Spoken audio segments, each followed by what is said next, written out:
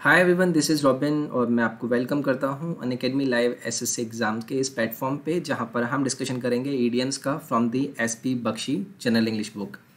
तो ए से स्टार्ट होने वाले हम इडियम्स को यहां पर देखेंगे। तो पर सेशन में कोशिश करूंगा कि आपको 8 इडियम्स दे पाऊँ। इस सीरीज़ को मैं पर डे फॉलो करूँगा। अगर आपका रिस्पॉन्स अच्छा आता है, आपको इस सीरीज़ पसंद आती है तो अपने लाइक्स ज़रूर दें। ये कुछ मेरे बारे में जानकारी। My name is robin. तो चलिए हम अपने सेशन को स्टार्ट करेंगे। तो देखिए, पहला जो ईडीएम है आपके सामने वो है एट वंस विट्स एंड, यानी कि आप इसे बोल सकते हैं परप्लेक्स्ड। अब परप्लेक्स्ड क्या कंडीशन होती है? जब आप किसी ऐसी स्थिति में आ जाते हैं कि आपको समझ में ही नहीं आता है कि भाई मैं क्या करूं। आपके हाथ पैर फूलने लगते हैं, आप एकदम हाइपर टेंस्ड हो जाते हैं, आपको समझ में ही नहीं आता है कि मैं क्या करूं, कैसे करूं, क्या करना पड़ेगा मुझे। तो उस कंडीशन के लिए आप एक ईडीएम यूज़ करते हैं at one's wits end. Example के थ्रू अगर मैं समझाऊं तो Sohan was at his wits end to find that his younger brother has taken poison. तो सोहन के छोटे भाई ने क्या कर लिया? जहर खा लिया। उसकी वजह से क्या था? वो एक ऐसी कंडीशन में था जिसको आप idiom at his wits end से डिनोट करते हैं, यानी कि ऐसी कंडीशन जिसे आप परप्लेक्शन बोलते हैं, परप्लेक्स्ड होना बोलते हैं, यानी कि आप कुछ नहीं समझ पाते हैं कि आपको करना क्या है। तो ये हो गया आपका at one's wits end. Next है एट वंस फिंगर टिप्स। तो आसान ईडीएम है, आपने बार बार सुना होगा। अगर आपने सुना भी नहीं है तो आप आइडिया भी लगा सकते हैं।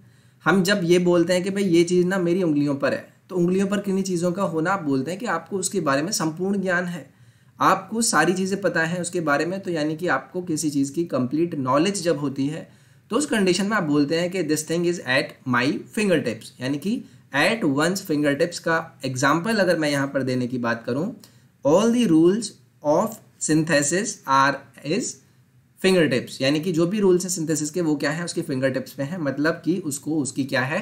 पूरी नॉलेज है। नेक्स्ट है at the spur of the moment. At the spur of the moment यानी कि अगर आप तुरंत किसी काम को करना स्टार्ट करते हैं। सपोज कीजिए मैंने आपको एक असाइनमेंट दिया, आपको पता है कि आपके लिए वो असाइनमेंट बहुत ही इंपॉर्टेंट होने वाला है, आपके प्रमोशन में उससे फ़ायदा होने वाला है। तो आपने क्या किया? एकदम वो आदेश सुनते ही या फिर किसी अपॉर्चुनिटी को देखते ही आपने उस पर काम करना शुरू कर दिया। Means you have started working at the spur of the moment, यानी कि विदाउट डिले। आपने एक पल का भी वेट नहीं किया और आपने काम करना स्टार्ट कर दिया। That means you are working at the spur of the moment. Example, in an interview we must reply at the spur of the moment, यानी कि किसी भी इंटरव्यू के अंदर आपको कभी वेट नहीं करना चाहिए कि हम सोचने वाली मुद्रा में आ जाएं। हमने सभी ने अपने प्रैक्टिकल्स के टाइम पर किया होगा, वी स्टार्ट थिंकिंग। बट अगर आप किसी इंटरव्यू को पॉजिटिव डायरेक्शन में देखना चाहते हैं तो आपको क्या करना है? आपको रिप्लाई करना है अपने इंटरव्यूअर का at the spur of the moment, यानी कि विदाउट डिले। नेक्स्ट है all in all. All in all का अगर मैं आपसे अर्थ की बात करूं तो ये होता है मोस्ट इंपॉर्टेंट।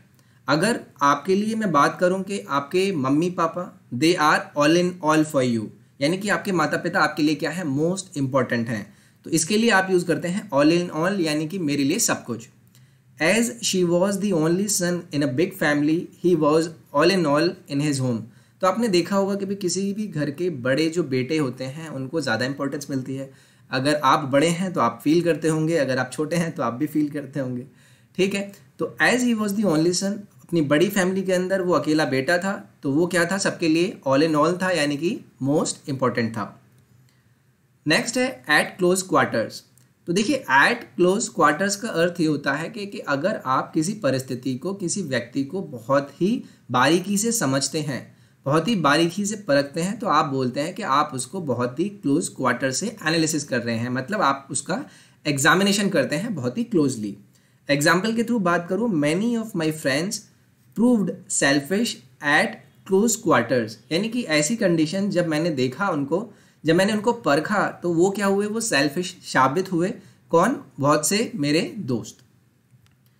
नेक्स्ट है एप्पल पाई ऑर्डर। तो देखिए आसान है एप्पल पाई ऑर्डर। अगर आप हर एप्पल को एकदम परफेक्ट ऑर्डर में अरेंज करेंगे तो वो क्या लगेंगे? आपको परफेक्ट ऑर्डर में नजर आएंगे। तो एप्पल पाई ऑर्डर का अर्थ जो होता है वो होता है इन परफेक्ट ऑर्डर।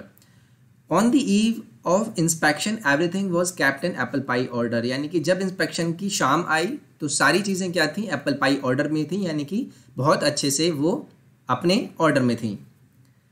नेक्स्ट है आपका अबव बोर्ड, यानी कि मैंने आपसे बोला कि ये है आपका बोर्ड और मैं आपसे कहूँ कि भाई इसके ऊपर जो आदमी होंगे वो बहुत ही ऑनेस्ट कहलाएंगे या फिर बहुत ही सीधी सीधी बात करने वाले होंगे, और इस बोर्ड के नीचे वाले लोग ना बहुत ही गलत, बहुत ही बदतमीज़ टाइप के होंगे, यानी कि बहुत ही आप बोल सकते हैं कि डिसऑनेस्ट काइंड ऑफ लोग होंगे। तो जब भी यहाँ पर हम ईडीएम यूज़ करते हैं अबव बोर्ड, तो हम बात करते हैं किसी की ऑनेस्टी की या फिर उसकी स्ट्रेट फॉरवर्डनेस की। He is known for his above board conduct, यानी कि वो जो भी काम करता था वो सच्चे होते थे, एकदम टू द पॉइंट होते थे, तो इसलिए उसे क्या बोला जाता है, अबव बोर्ड कहा जाता है, क्योंकि वो क्या है, बहुत ही सच्चा इंसान है। तो यहाँ से आपका अर्थ हो गया ऑनेस्ट एंड स्ट्रेट फॉरवर्ड।